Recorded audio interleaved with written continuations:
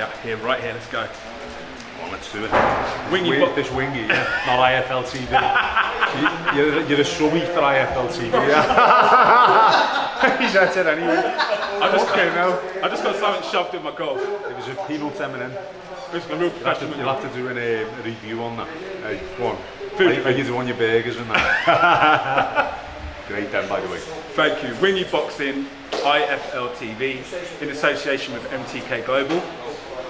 I've got here the man who, I think when I had 300 subscribers on my tiny little channel, give me his time. No one knew who I was.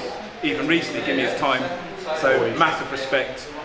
I'm here with David Price. How you feeling, David? Feeling good, mate. Feeling good. Just enjoyed watching JJ Metcalf win his first title.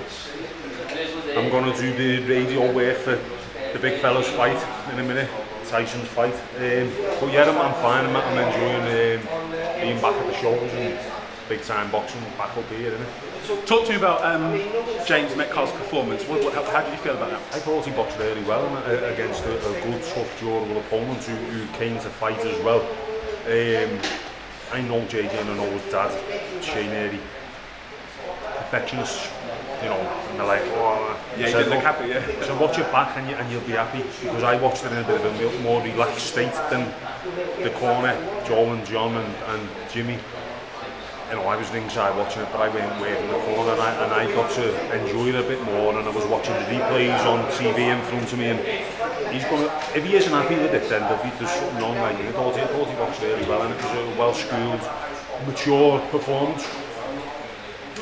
I want to just quickly reflect on something. I want to go back to the Povetkin fight in your situation. When you put him with that shot, I remember it was the 4th or the 5th, and he rocked back. Obviously I've got to be impartial and professional now, but I almost lost my SHIT. I thought, this is it. And then it's finally happening. Yeah, it's finally happening. Like that, the office in America. The Office, yeah, it's finally happening. It's happening. That's what everyone started doing. David, what happened, brother? I've just been put down myself, haven't I? And yeah, everything's happening 100 mile an hour when you're in a fight, and I've landed the left hook. I didn't even feel it land as it was that much of a good shot.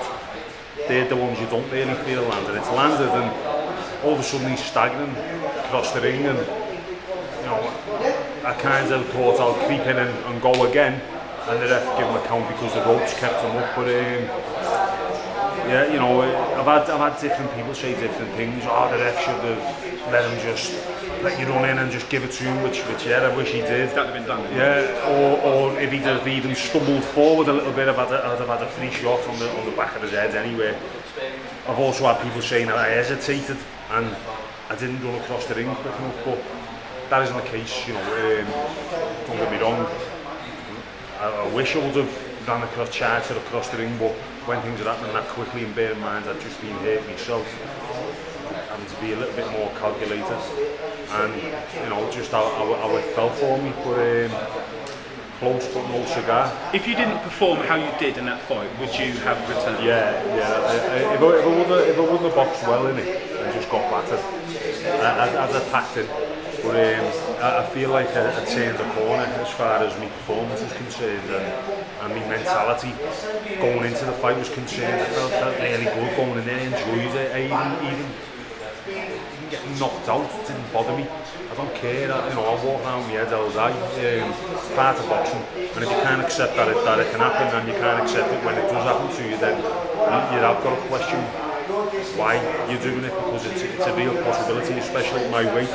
So yeah, but to answer the question, yeah, I probably would have packed in. I don't know, felt the way I did, and not got the feedback that I got off people who I respect their opinions, who did say to me, definitely still got more to offer if you want to. And that, you know, that helped as well.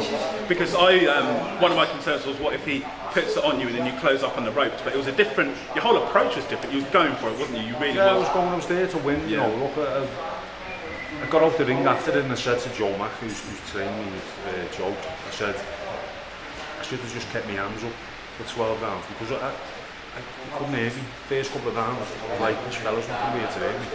I said, I wish I could have just kept my hands up for 12 rounds and got beat on points. And he said, if you'd have done that, I'd have fucking thrown the towel in. And it isn't what I'm about. I'm going to win.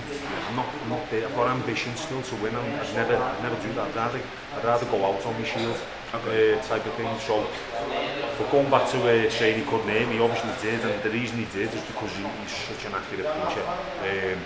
Precise, isn't it? So accurate. His accuracy is unbelievable. You know, the shot that ended the fight, not the one that put me on the floor, the one that I perfect shot right on the temple. But I got caught because I was thrown with him. You know, and that's down to my own ambition, I suppose. But it's the small mistakes and decisions that you make at that level can cost you everything. And it's much better than people give him credit for. But the funny thing is now with Povetkin, because I've given an all-out fight, albeit a short fight, and I had a mate, all of a sudden he's shite in a lot of people's eyes. Always the way it is. Everyone's going to batter Povetkin now. But listen, mate, he's done what he's done for a reason. He's going to fight Anthony Joshua. I think Joshua's going to beat him, obviously. But I wouldn't take him lightly. Not one bit, I wouldn't take him lightly. Dillian White, Joseph Parker recently announced. What are your thoughts on that fight? How does that go? It's a good fight, isn't it? Great fight. It's kind of like going back to the mid-90s when you had your champions, and below that you had your Ray Mercers and Tommy Morrison's, fighters like that who were all mixing it amongst each other. Your David Tuers, and it's good to see two fighters, young, especially Joseph Parker, coming off of his feet, going straight into a fight where there's a real chance he could lose. And I think it's going to be an entertaining fight, and I think it's a fight that Dillian White will win. And when you're out next, what's the plan for David Priceman? Is it world titles or? No, look, I'm not going to start saying I want to win a world title, but I'd still love to fight for a world title. I mean, and by the time that happens, if it does happen, I'll say I want to win it. But you know, I've got to be realistic.